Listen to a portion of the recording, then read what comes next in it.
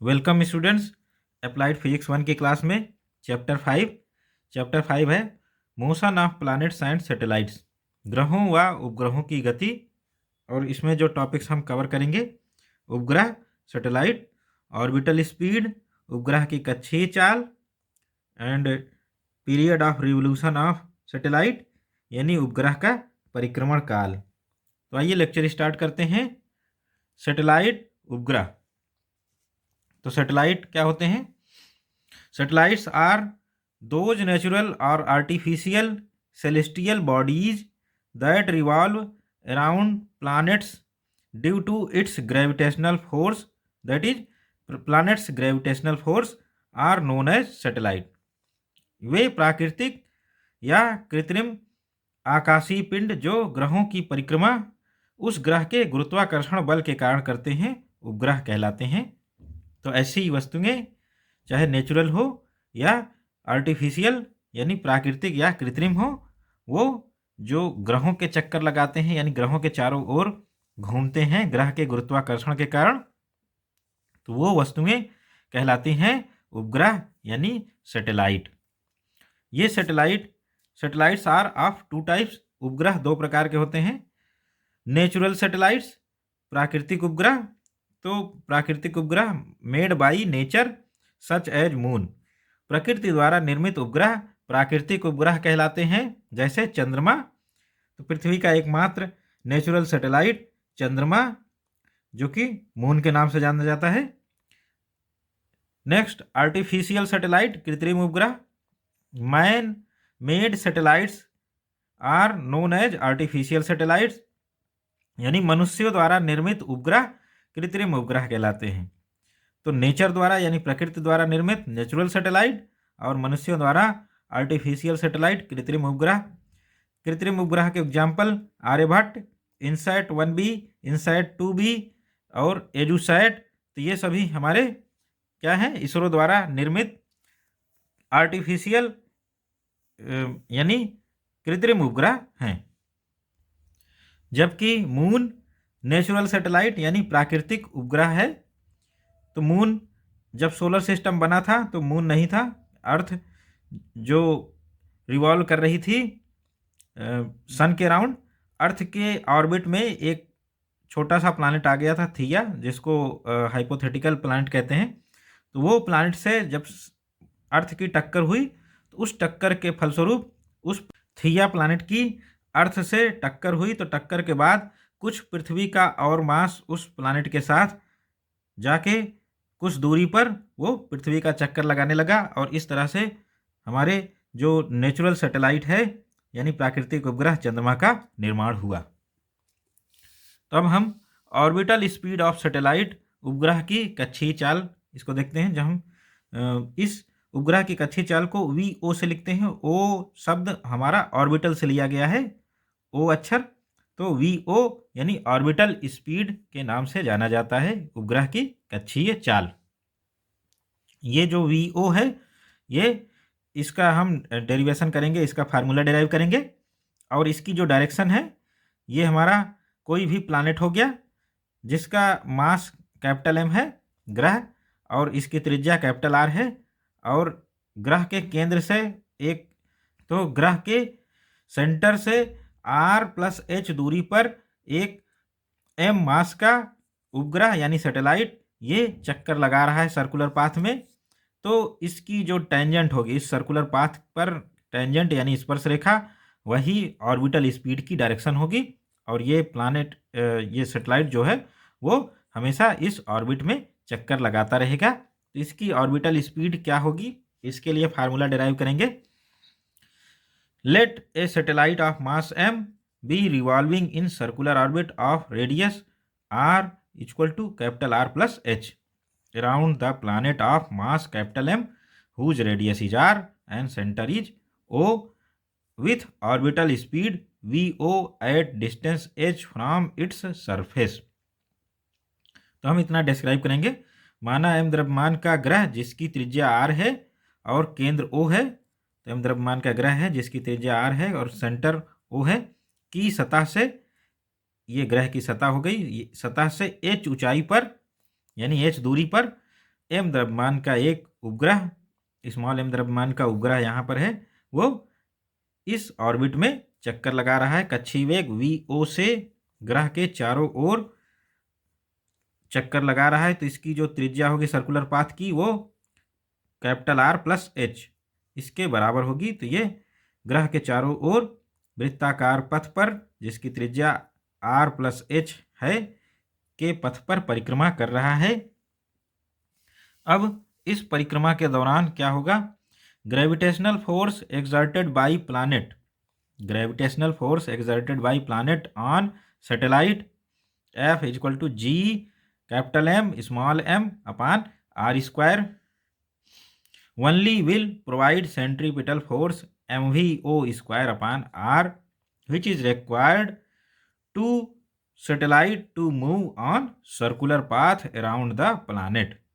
Hence, तो जब भी ये प्लैनेट के चारों ओर सैटेलाइट घूम रहा है स्मॉल m मास का, इस स्थिति में ग्रह द्वारा उपग्रह पर आरोपित गुरुत्वाकर्षण बल जो न्यूटन के नियम से प्राप्त हो रहा है F equal to G capital M small m upon R square ही उपग्रह को वृत्तीय गति पर घूमने के लिए, वृत्तीय मार्ग पर या वृत्ताकार गति करने के लिए अभिकेंद्र बल mvo स्क्वायर अपान R प्रदान करता है। तो जो गुरुत्वाकर्षण बल है ये प्लैनेट और सैटेलाइट के मध्य लग रहा है, इसी से आवश्यक अभिकेंद्र बल mvo स्क्वायर अपान R प्राप्त होता है। तो इसलिए ये दोनों बल बराबर कर देंगे, अभिकेंद्र बल यानी सेंट्रीपिटल फोर्स और ग्रेविटेशनल फोर्स गुरुत्वाकर्षण बल। तो इन दोनों को हम इक्वल कर देंगे। तो यहाँ पर इक्वल हो गए। लेफ्ट साइड में हमने ग्रेविटेशनल फोर्स गुरुत्वाकर्षण बल लिख दिया G M small m upon R square, और यहाँ पर सेंट्रीपिटल फोर्स अभिकेंद्र बल mvo स्क्वायर अपान R, और इससे हम वेलोसिटी का फार्मूला डिराइव करेंगे। स्मॉल m कैंसिल हो गया, r की एक पावर भी कैंसिल हो जाएगी। तो ये vo square equal to G M upon R, और r को हम कैपिटल R प्लस H लिखेंगे। तो और स्क्वायर रूट लेके हम लिख लेंगे square root of G M upon R plus H। तो ये ऑर्बिटल स्पीड यानी कक्षीय चाल का फार्मूला निकल गया। तो कोई भी सैटेलाइट जो किसी प्लैनेट का चक्कर लगा रहा है यानी उपग्रह प्लैनेट ग्रह का चक्कर लगा रहा है, तो उसकी जो ऑर्बिटल स्पीड है वो केवल हाइट पर डिपेंड कर रही। हाइट जैसे जैसे बढ़ेगी यानी उपग्रह के दूरी, उस ग्रह के सतह से दूरी बढ़ेगी जैसे जैसे, वैसे ही इसकी चाल घटती जाएगी। और इंटरेस्टिंग चीज़ ये है कि ऑर्बिटल स्पीड उपग्रह के द्रव्यमान पर निर्भर नहीं करती। अब ऑर्बिटल स्पीड यानी उपग्रह की कक्षीय चाल, orbital speed of this satellite does not depend on mass of satellite and it is completely independent of mass of satellite. अतः उपग्रह की कक्षीय चाल उपग्रह के द्रव्यमान पर निर्भर नहीं करती, यह केवल उपग्रह की ग्रह की सतह से ऊंचाई पर निर्भर करती है। vo is proportional to square root of R plus H। तो हम इसको अर्थ के लिए, अपने प्लैनेट के लिए करेंगे। तो now since G equal to G M E upon RE square, ये कैपिटल G और स्मॉल g के रिलेशन से है। तो कैपिटल G और स्मॉल g के संबंध से हम ये प्राप्त करते हैं GRE square equal to GME। तो ऑर्बिटल स्पीड अर्थ के लिए हम लिख पाएंगे GM की जगह GME हो जाता है और यहाँ RE हो जाता है, और यही पुट करेंगे GME की जगह GRE स्क्वायर हो गया। नीचे RE प्लस H रहेगा, अर्थ की रेडियस प्लस हाइट। तो VO equal to RE square root of G upon RE plus H। तो इस तरह से ये फार्मूले हो गए। ये तीनों फार्मूले हमारे ऑर्बिटल स्पीड के लिए ही हैं। इन तीनों फार्मूलों का उपयोग हम कक्षीय चाल यानी ऑर्बिटल स्पीड के कैलकुलेशन के लिए करेंगे। नियर अर्थ सैटेलाइट, पृथ्वी के समीप चक्कर लगा रहे उपग्रह के लिए। तो कोई भी उपग्रह पृथ्वी के एकदम नज़दीक रहेगा तो H की तुलना में RE बहुत ज़्यादा होगा, तो इसलिए H को हम नेगलेक्ट कर सकते हैं।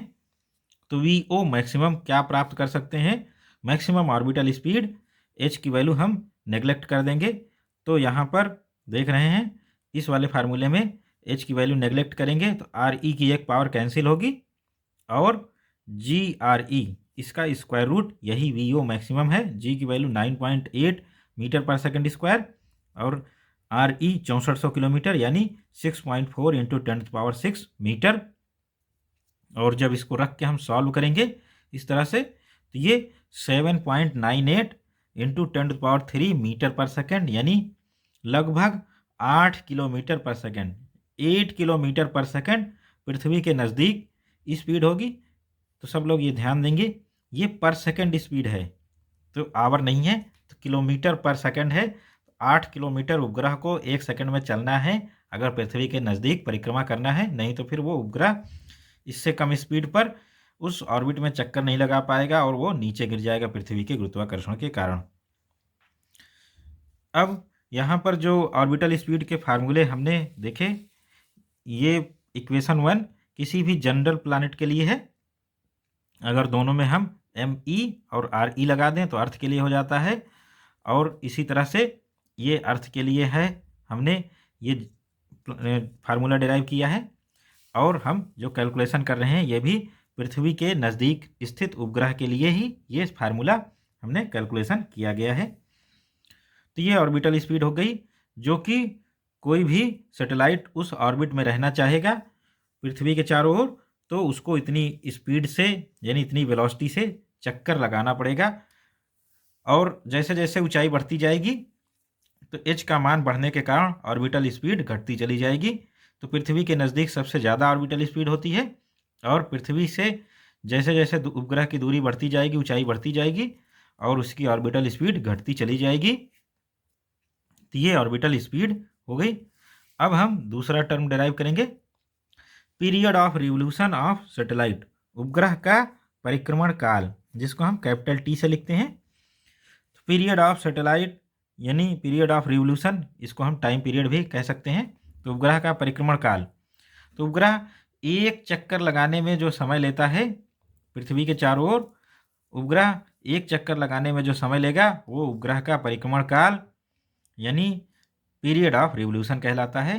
Late T be period of revolution of satellite, then माना उपग्रह का परिक्रमण काल T है तो हम किसी जनरल प्लैनेट के लिए करेंगे। तो जनरल प्लैनेट के लिए कैपिटल G और मास जो होगा कैपिटल M होगा और उसकी रेडियस कैपिटल R है। तो इसके हिसाब से हम करेंगे। तो हम क्या जानते हैं, V = R ओमेगा से, इस फार्मूले से VO = R की वैल्यू कैपिटल R + H हो गई, ओमेगा की वैल्यू 2π/T। तो यहाँ पुट करेंगे और T के लिए हम सॉल्व करेंगे। T = 2πR + H/VO। तो ये हम VO का फार्मूला यहाँ पर पुट करेंगे।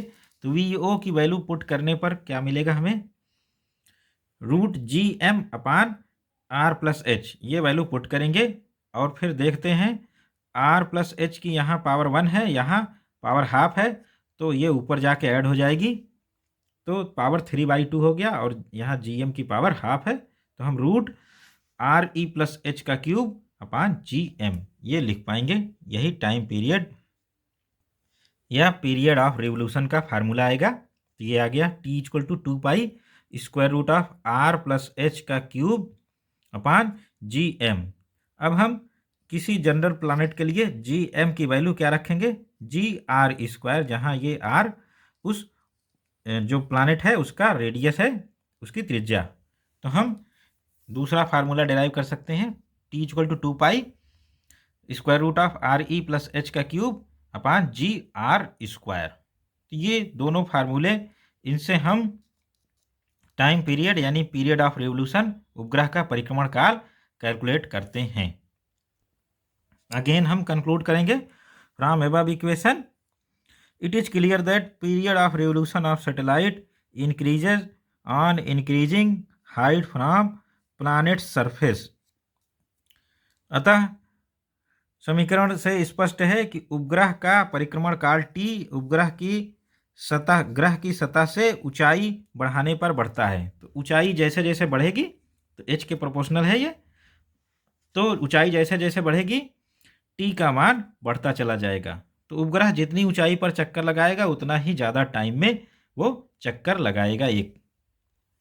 और अगेन ये मास पर डिपेंड नहीं कर रहा है, उपग्रह के मास से इंडिपेंडेंट है। और वो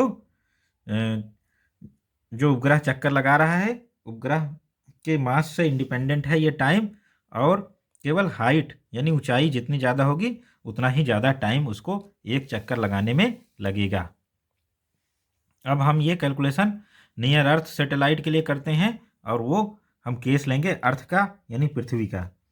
तो पृथ्वी के केस में हम यहाँ पर जो फार्मूले डेराइव किए हैं इसमें आर ई और यहाँ भी आर ई लिख देंगे, बाकी सारी चीज़ें वही रहेंगी।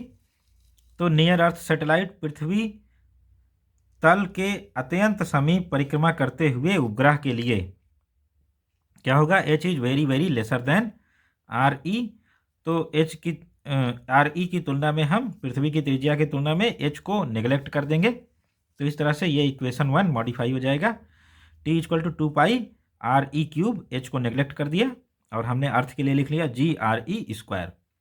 अब यहाँ पर दो पावर कैंसिल होगी, एक ही पावर बचेगी ऊपर, तो हमने T equal to 2 pi square root of R E upon G लिख दिया और सारी वैल्यूज पुट करेंगे तो हमें ये 5079 तो यानी इतने सेकंड आ गया ये वैल्यू।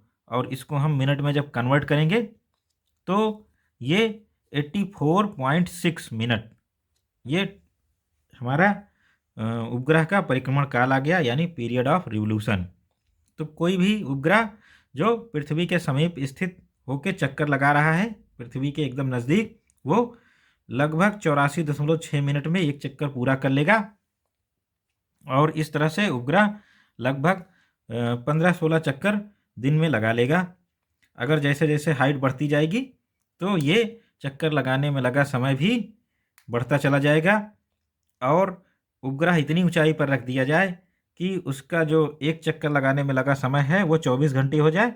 तो ऐसे उपग्रह को हम जियो सिंक्रोनस सैटेलाइट यानी तुल्यकाली उपग्रह कहते हैं। तो ऐसे उपग्रह जिनका आवर्तकाल लगभग 24 घंटे होता है, यानी 24 घंटे, तो ये भी पृथ्वी की कंपैरिजन में हमेशा जो है 24 घंटे में एक चक्कर पृथ्वी लगा रही है, तो इसलिए उपग्रह भी पृथ्वी का एक चक्कर 24 घंटे में लगा रहा है पर्टिकुलर हाइट पर रखने पर। तो ऐसे उपग्रह हमारे वो पृथ्वी के रेस्पेक्ट में हमेशा सिंक्रोनाइजेशन में रहते हैं। तो ये सिंक्रोनस सैटेलाइट या तुल्यकाली उपग्रह कहलाते हैं।